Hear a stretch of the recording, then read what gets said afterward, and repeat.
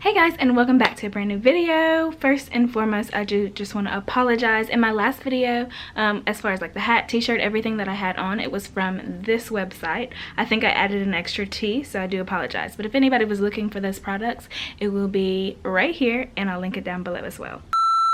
So whenever I was trying to come up with a video idea for this week, I looked at my phone case and I was like, I cannot believe I've never talked about this before. City codes. So a lot of people do want to know, especially in training and depending on where you're based, more times than not, you're going to have to learn city codes. Now, as a flight attendant, you speak in city codes.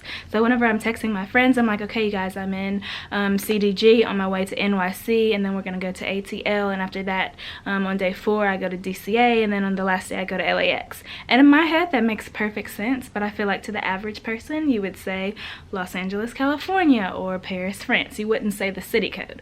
But just as a flight attendant, that is something that you have to learn. Now, it depends on different airlines. So across the board, I've heard anyone say, I didn't have to learn city codes at all.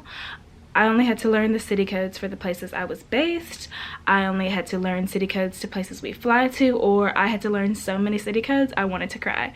So seeing different spectrums of it with my experience, the way we were given ours is it was broken down into sections. So like North America, the Eastern Hemisphere, North America, the Western Hemisphere, or just South America. So that made it a little easier because you were tested weekly on that. Now it goes both ways as well with different airlines, that you might have to type out the entire city and not necessarily spell it right, but type out the city and country, or the state in the country, or you might just have to select it from a multiple choice type of question. So obviously that's a lot easier if you do have the multiple choice, because you can kind of narrow it down. And if you're thinking, okay, I for sure 100% know that JAC is Jackson, Mississippi, and then you see the list and the only thing that starts with JAC is Jackson Hole, Wyoming. It kind of would help your decision as far as picking one.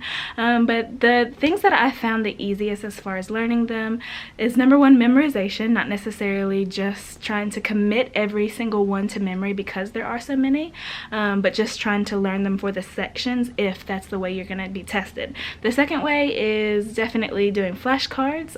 I'll put an example right here.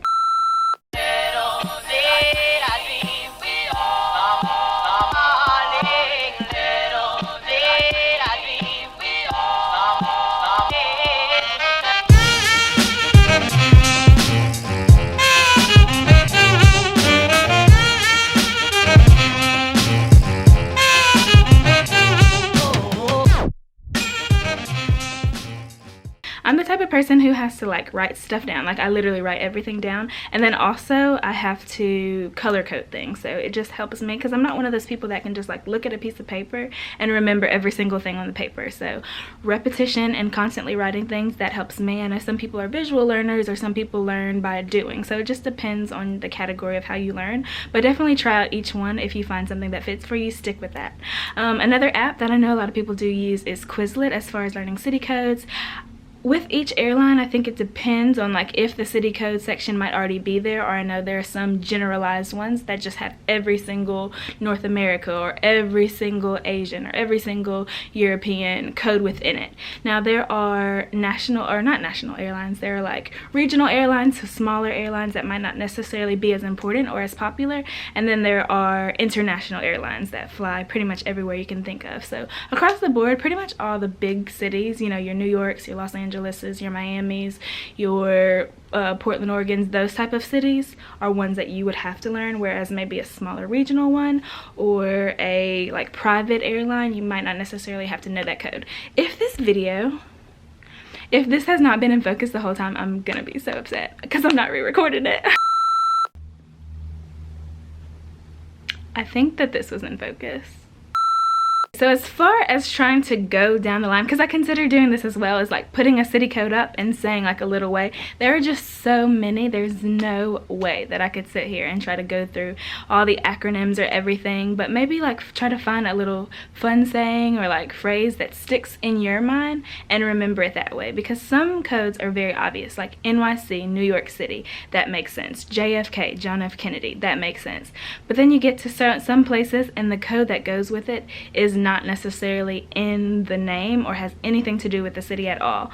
And I know at some point, I can actually try to look it up. Whenever I was first learning city codes and was just so like, there's no way I can learn all of this, I did find a website that specifically said every single city code, how it came to being. So like Charles de Gaulle was like the name, I forgot it now, it's been so long, but it was like some kind of way he had something to do with the airport.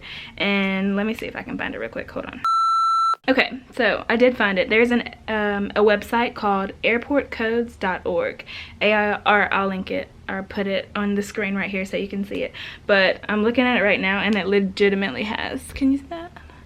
It has every single code you could ever dream of, and there's so many. For test purposes, there's no way you would have to learn all of these. Like I just stopped at one, for example, UUS. Cannot even pronounce that, somewhere in Russia. So that code, for example, might not necessarily affect you or be one you have to learn if you're based in the US, but if you are a Russian flight attendant, that might be something that you would have to memorize.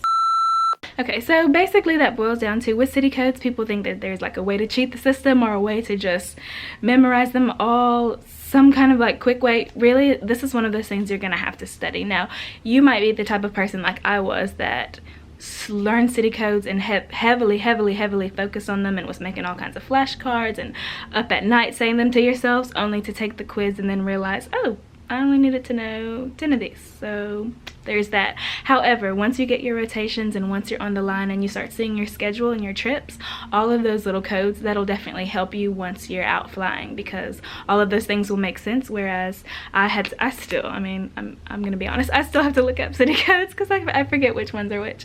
But yeah, that's pretty much all I have for you guys. This was another short and sweet one. Still very behind on editing, still got a lot going on, but I do appreciate all of the lovely comments.